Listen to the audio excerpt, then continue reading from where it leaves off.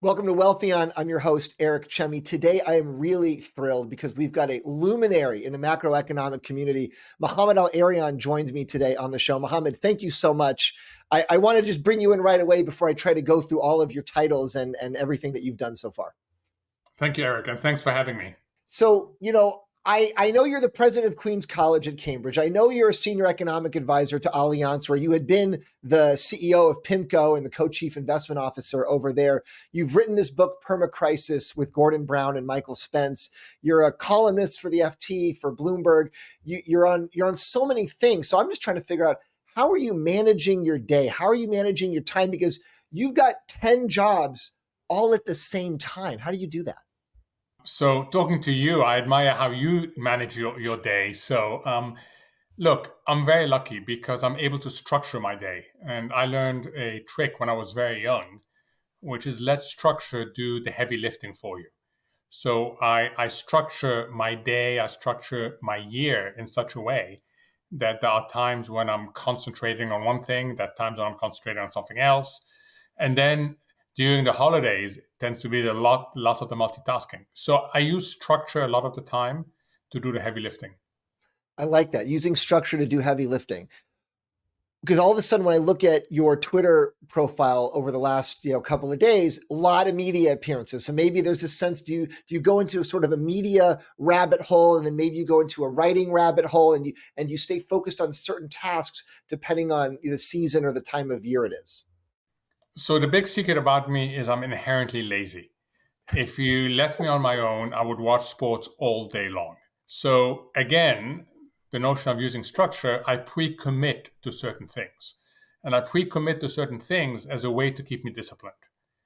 And I try to get the things that I pre-commit to be connected. So for example, I pre-commit to articles and I pre-commit to 2 TV appearances a week as a minimum. In order to appear on TV for 10 minutes, I prepare for 2 hours. Right. There's a lot of work behind the scenes. It's the worst input-output because I don't know what I'm going to be asked.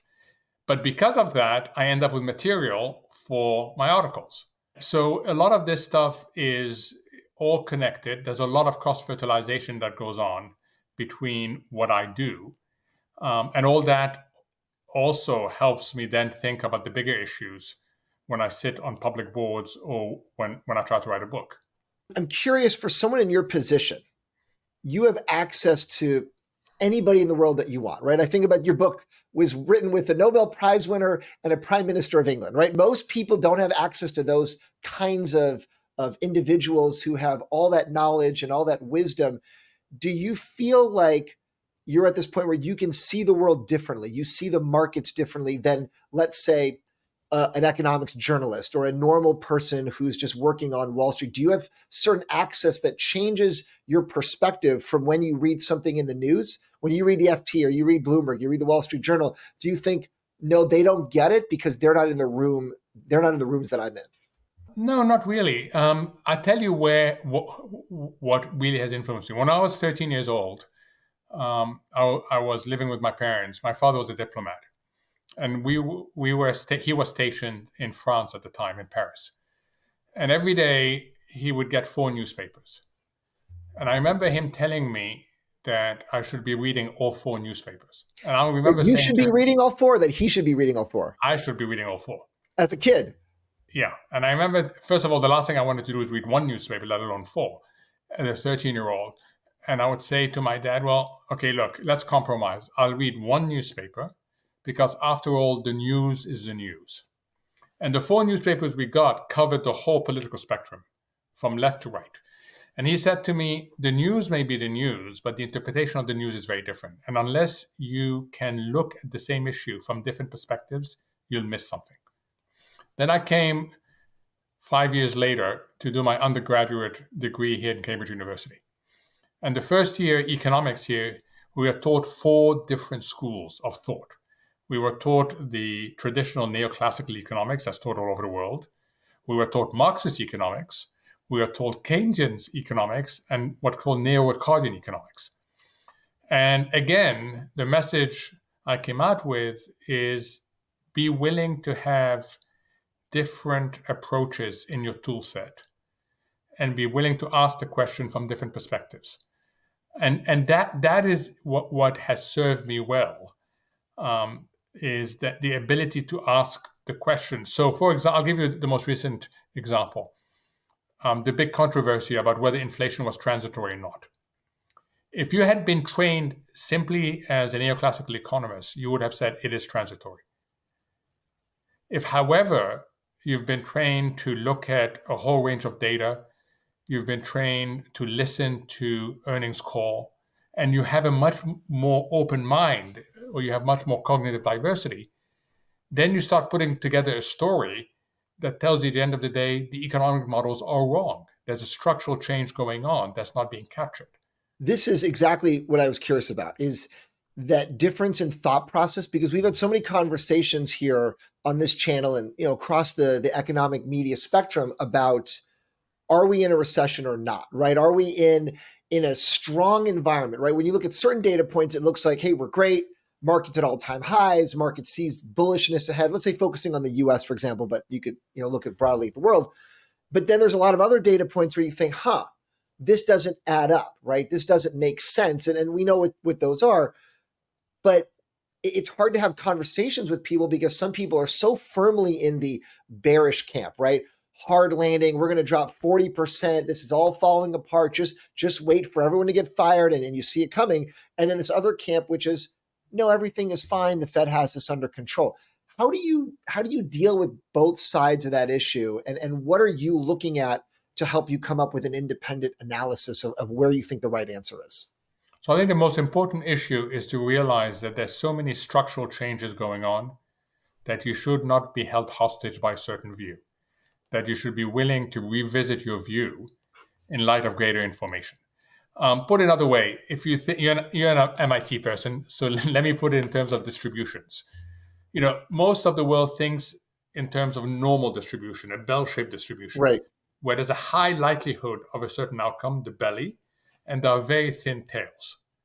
And then that provides the foundation for a view, which then provides conviction for the view, and then you become hostage to that view. The reality is we don't live in this world anymore. We live in a multimodal world where you can have equal probabilities of very different outcomes. And ex ante, you cannot have conviction because there isn't enough foundation to any one. And therefore, you've got to be open.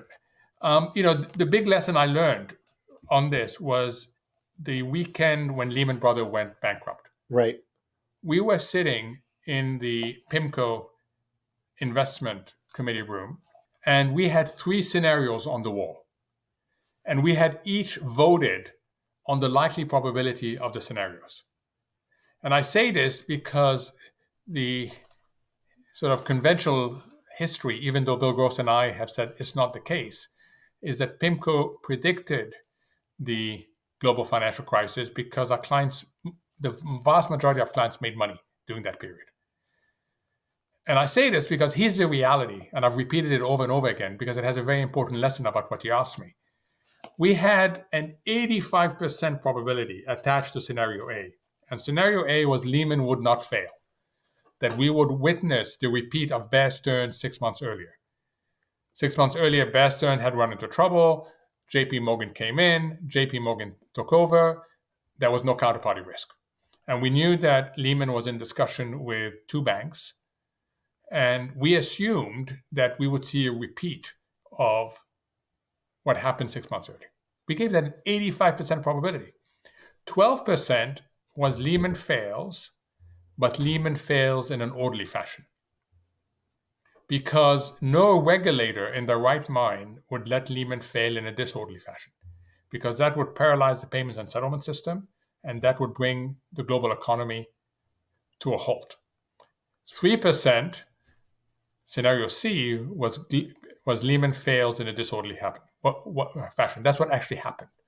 So this notion that we predicted was completely wrong.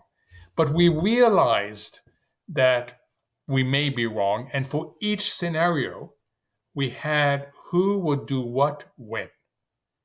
So the minute at about 11 o'clock at night on that Sunday, we realized it was scenario C, we knew which lawyer was going to go and deliver the notice of failure so we could reestablish all our swap positions. We knew who would be contacting clients. And first, often, even if you're wrong about the world, first mover advantage, once you realize you're wrong, the course correction can help tremendously. So whenever people say, I am convinced it's like last year, actually 14 months ago, Bloomberg ran the headline, 100% probability the US falls into recession in 2023. And I remember saying, that's absolutely absurd. No one has 100% probability. And by the way, there's no reason for the US to fall into recession in 2023. So I always warn people, don't have too much conviction when the world is so fluid. And right now, we're living in a very fluid world. I love that. I love that story. Only 3% predicted the right outcome, but then it was that first mover advantage that mattered more. And it mattered that you even offered an option C, right? Some people might have said, well, that's not even possible. Let's just only offer A and B. Let's not even offer an option C to vote on. So sometimes it's about getting creative with what is the full range of possibilities, even though it seems unlikely. It makes me wonder about right now, what do you see as those A, B, and C outcomes when you look at, let's say, 2024 in the US? Well, obviously, we saw that technical recession data in the UK, where we saw that inflation number coming in on Thursday. What's your evolution of thinking right now? My highest probability scenario, but it's not dominant. Okay, I want to stress, it's not a dominant probability. It's the highest probability of the three scenarios I have, is that US growth slows down, but doesn't go into recession. Inflation gets stuck at around 2.5% to 3%. The Fed tolerates that higher inflation for now. It continues promising us 2% down the road, but realizes that 2% is not the right target, but it can't change it because of credibility issues. It just lets inflation run slightly higher. That doesn't cause any financial system issues because that inflation is stable. And we get a slightly different soft landing than what is now in the marketplace. The marketplace has a soft landing with inflation near 2, with growth higher than where I am. But basically, we get a soft landing. We don't crash. I think that's the highest probability. It's a bumpy landing. The second highest probability is that the Fed makes another policy mistakes. And the Fed ends up over-tightening because it's pursuing an inflation target that is not the right one. And why isn't it the right one? Because for the next few years, we're going to live in a world of insufficient supply. Very different from when we came out of the global financial crisis, when we were living in a world of insufficient demand. We had a balance sheet issue. Now we're living in a world of insufficient supply. The supply chains are being reconfigured, partly for geopolitical reasons, partly because companies want more resilience. We are going through a massive energy transition. And the labor market is being challenged in terms of labor force participation not going up fast enough. So when you look at that, it suggests that if we were to come up with an inflation target today, it would be higher than the 2%. So scenario B for me is that the Fed doesn't realize this, gets worried when inflation gets stuck, and then ends up over-tightening by not reducing interest rates fast enough. And then we end up in a recession, and then we end up with some amount of instability. And then the third scenario, which has the lowest probability, but you have to take it seriously because of the consequences, is that we can't handle the stock of activities that were funded at artificially low interest rates and now have to be refinanced. So the commercial real estate problem becomes much broader than a commercial real estate problem. And then that starts contaminating the financial system. And then you get the tail wagging the dog. You get the financial system having issues. So if I look at these three, the first one probably has a probability of 55, 60%. So not massive conviction. The second one, around 30%. And the third one, about 10%. So call it 60, 30, 10.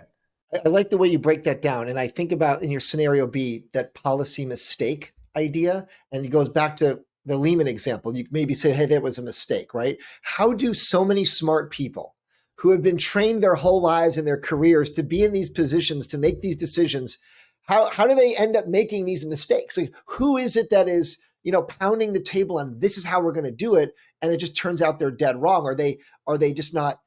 Is it a groupthink issue? Are they not looking at the right data? Do they get committed to some past statement that they can't get off of? Like the Lehman was, well, okay, we're bear. We took a lot of heat for bear, so we're going to do the opposite. Why do we have mistakes from so many smart people? So let's take the example of the Fed, okay? And let me just start with the statement that people think I'm too hard on the Fed, okay? But let's also. I didn't say it. I didn't say it. So since 2021, they've made 6 policy mistakes. 6. Mistake number 1, most visible. I'll cut you off right there. As a Jets fan, if you make 6 mistakes as a coach, you get fired. As a GM, you get fired. You don't keep these jobs when there's actual capitalism involved and someone paying you a salary that's a lot of money. You get fired. Yet in these government jobs, they seem to survive. But continue on. Right? And I'll come back to that because that relates to the 6th mistake. Yeah. Okay. Mistake number 1 was analysis. They got seduced by the notion that inflation was transitory. They got stuck in that mindset. They ignored mounting evidence, and they lost us a good 6 to 7 months. And that's critical at the beginning of an inflation process. Mistake number 2 was, what did they do once they recognized that inflation wasn't transitory? If you remember, it is towards the end of November 2021 that Chair Powell went in front of Congress and, to use his word, retired the word transitory from his vocabulary. By March, so 4+ months later, interest rates were still 0, and we still had QE. So the exit from on top of COVID stimulus, on top of fiscal spending, yeah, absolutely. So we lost another 4+ months where we ran the economy at a much higher level of liquidity that we should have. So that was mistake number 2. Mistake number 3 was communication. There's been studies shown that that press conferences under this Fed cause a tremendous amount of market volatility. And in most cases, whatever conclusion the market has reached after reading the statement, 2 hours later after the press conference, it's somewhere else completely. And then we get the minutes a few weeks later, and then people have to figure out, well, that's not what was said in the press conference. So communication hasn't been consistent. Mistake number 4, forecasts. Forecasts have been consistently wrong in the same direction. There has been very little learning from that process. Then you have what you talked about, accountability. To this day, the Fed is the only central bank of the 3 major central banks, the Bank of England, the ECB, and the Fed, not to have explained why it got its inflation call wrong. Unlike the Bank of England, it hasn't hired an outsider in order to look at its forecasting and try to help to understand why its forecasting had the same mistake over and over and over again. So the Fed hasn't held itself accountable, and it hasn't been held accountable by the political system. And when you are not held accountable, I go back to exactly what you said in the beginning, you don't correct it. And the last one has to do with expertise. Chair Powell is not an economist. At a time when the economic situation is changing, you have to have a gut reaction. You cannot be excessively data dependent. You have to look forward. But you cannot be excessively data dependent. That's interesting. That's interesting. Because think about it, your tools act with a lag. The lag is somewhere between 6 to 18 months. Your data is backward looking. So if you are adjusting your tools that act 6 to 18 months forward with data that's at least 1 month old, sometimes 2 months old, it is like driving a car looking at the rearview mirror. Right. Right? It tells you nothing about the road going forward. So, when you're not an economist, you don't have the courage to take a view. So you anchor yourself on data and you become data dependent and you repeat that. They don't have someone like Kevin Walsh, for example, who understands the functioning of financial markets and brings that in. Bill Dudley, when he was there, experience in markets. So they lack the cognitive diversity you need in order to navigate these issues. So think about it: analysis, action, forecasts, accountability, communication, and cognitive diversity. That is a real issue. And it doesn't surprise me that it has taken us so long to get out of the mistake that was made. We didn't need to be in the situation. We are very, very lucky that this economy is so resilient, is so entrepreneurial, that we've been able to show the agility needed. But the inflation we went through with a peak rate of 9% ate away at purchasing power, ate away at social cohesion, resulted in long lines at food banks, and hit the poor particularly hard.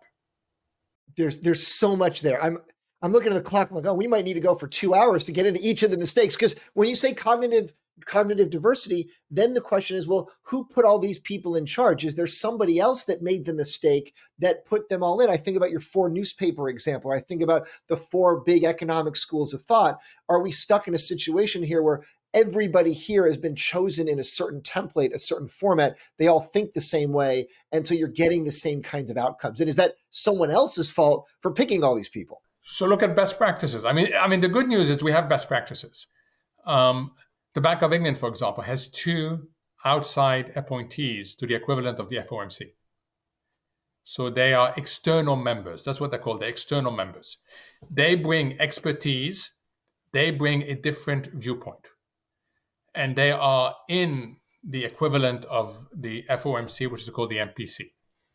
The Eurozone has it by construct because they have countries that are very different in the way they look at the world.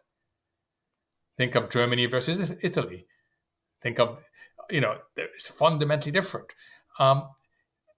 So you could fix this. The FOMC could have 2 external members that come in and that would force a certain, and it's okay for the external members to disagree with the chair.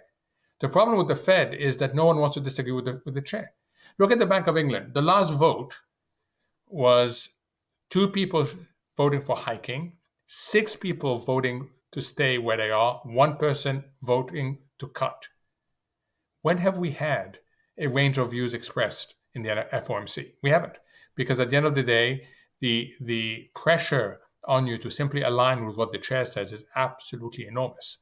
You don't have independence the way you would have if you had external members. So we can fix this. This is all fixable. There's nothing inherently broken. It can be fixed. Who fixes it? Who could fix it? Congress under our system. Congress has to fix it. Not a lot of faith in Congress, though, as an organization to get things right, though, right? So what Congress should do, and this happens in other countries, is they should recognize that they don't have the expertise to hold the Fed accountable. So they should establish a committee which has outside experts as well. And that committee is then delegated the power. So when Chair Powell goes up to Congress twice a year, he's actually being questioned by people who understand monetary policy, who understand economics, which is, as I love our lawmakers, but when you actually look at them when in these hearings, you realize they're not asking any relevant questions at all. Right. They make Powell look smart because their questions are so bad. So then relative to the 2, it looks like, okay, we should trust Powell more than we should trust Congress. But I see your point. It's almost like you need a middleman. You need that consultant in the middle. Correct. Are we doomed to continue to have these failures because of the structure, because of the way people think?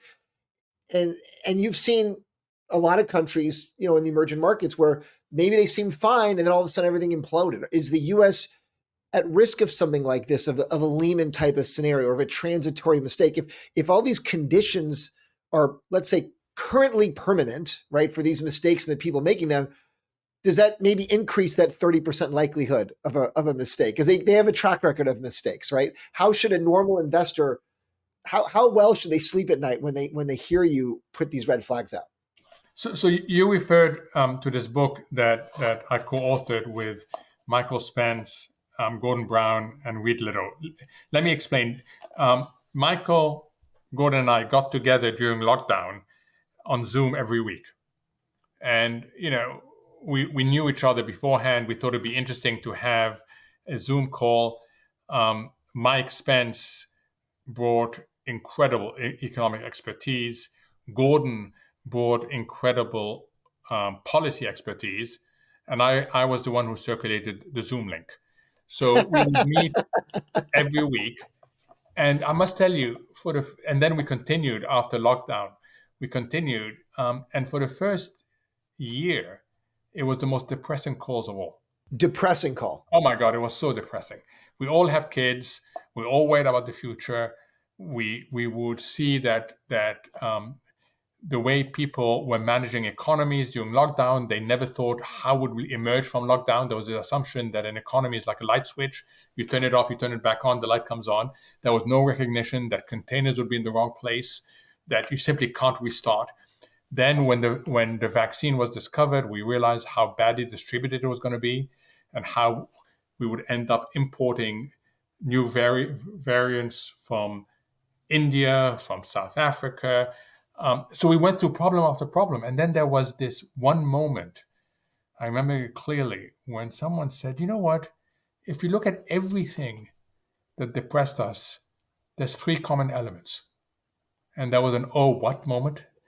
And said the first thing is that we've been stuck in this perma-crisis world, including starting with the global financial crisis, and we've lost the ability to grow.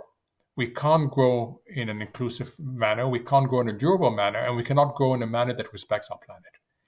And while growth is in everything, like any businessman knows, if you don't have growth, life becomes a lot more difficult. Second, we've repeated the same policy mistakes over and over again. Coming out of the global financial crisis, we assumed that we were going to go straight back to what was happening beforehand. We never stopped and thought, is the world going to look different? Coming out of COVID, we never recognized that there will be all these supply chain disruptions till it was too late. We tend to always want to go back to our comfort zone and not ask the difficult questions. Someone says inflation, you immediately dismiss it as transitory. That there was a behavioral problem, that we didn't guard against the behavioral trap of always being anchored by the past. And then the third element that's common is the lack of global policy coordination. A lot of the problems are common problems among countries. And that's when the whole discussion turned positive. And we got all excited that if you look forward with what's happening in AI, with what's happening in life sciences, with what's happening in the energy transition, we have this golden opportunity to promote drivers of growth of tomorrow, which is necessary for all sorts of reasons. And you and I have kids, and we should worry about the world we're going to leave them if we're not able to grow.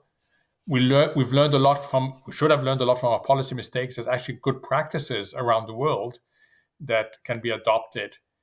And thirdly, hopefully, and this is the hardest, we can get better policy coordination.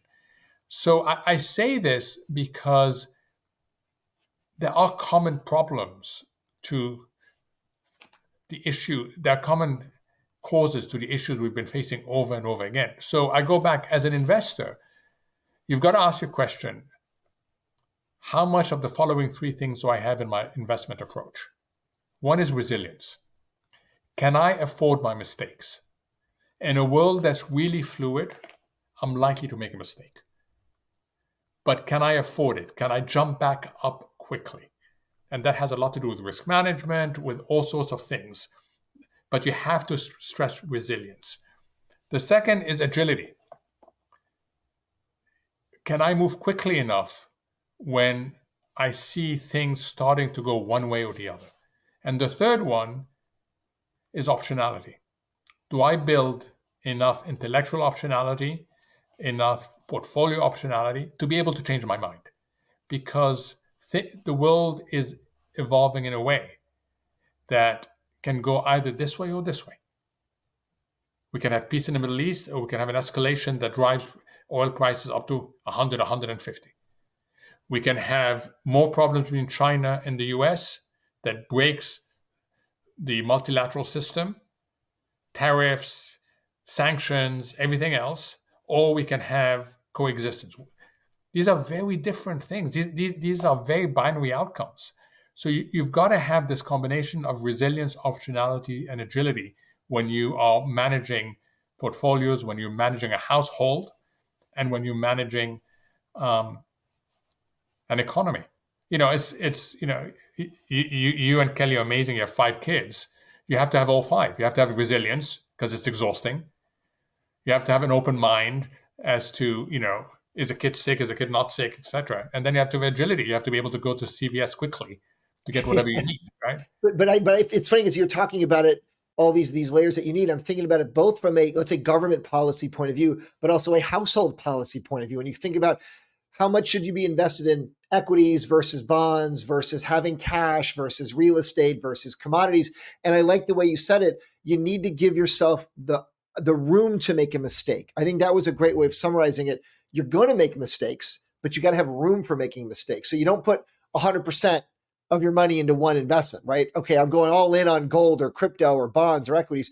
Any one of them could implode on you. But if you're thinking through, okay, if it goes down 50%, or I've got this thing to move, or this income stream or whatever. So I like the way you structure that, because that applies, I think, both for our viewers and for policymakers. Right. And equally, Eric, to stress, this is not, whether you shouldn't put 100% in cash either, right? That's a mistake as well.